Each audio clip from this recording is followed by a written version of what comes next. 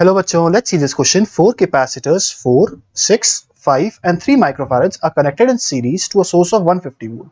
The potential difference in volt across the 5 microfarad capacitor is. ठीक है भाई, तो सबसे पहला काम हमें क्या बोला गया कि सारे के सारे ये सीरीज में कनेक्टेड है, तो हम क्या करते हैं, सबको सीरीज में कनेक्ट कर देते हैं. सो ये वाला है 4 माइक्रोफैरड, ये वाला है 6 माइक्रोफैरड, ये वाला है 5 माइक्रोफैरड और ये वाला है 3 माइक्रोफैरड. ये सारे के सारे कैसे कनेक्टेड हैं? ये सारे के सारे सीरीज में कनेक्टेड हैं with a battery of 150 volt. अच्छा, तो कोई मुझे बता सकता है कि मैं 5 माइक्रोफैरड पे कैसे कैपेसिटेंस निकालूंगा?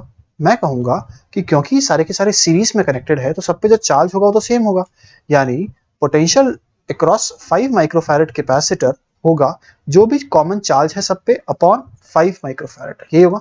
ठीक है, तो सबसे पहला काम हमारा ये होगा कि C इक्विवेलेंट निकालना. अब क्योंकि सारे के सारे सीरीज में कनेक्टेड हैं तो हम लोग C इक्विवेलेंट को लिख सकते हैं 1/4 प्लस 1/6 प्लस 1/5 प्लस 1/3. ठीक है ना भाई. अब यहां से मेरे हिसाब से ये 30 सबसे बढ़िया फैक्टर है. 30 भी नहीं, 60 आना चाहिए. 60 आना चाहिए भाई यहाँ पे. तो ये हो गया 15 प्लस 10 प्लस 12 प्लस 20. क्या वैल्यू आई? 1/C इक्विवेलेंट की वैल्यू है. कितने सॉल्व करेंगे तो आएगी 20, 30, 40, 50, 57 अपॉन 60, यानी C इक्विवेलेंट की वैल्यू आ जाएगी 60 upon 57 microfarad, sorry microcoulomb, microfarad sorry. तो क्या मैं कह सकता हूं यहां से जो चार्ज की वैल्यू है दिस अपॉन 5 माइक्रोफैरड मेरा आंसर होना चाहिए. चलो, चार्ज की वैल्यू कितनी है?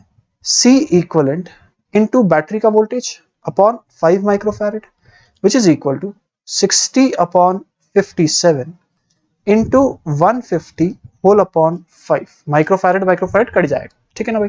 तो इसका एग्जैक्ट तो हमें ऑप्शंस नहीं दे रखे बट अप्रोक्सीमेटली आंसर 30 वोल्ट आ जाएगा.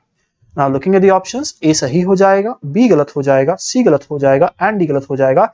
Hence the correct answer is option A. All the best.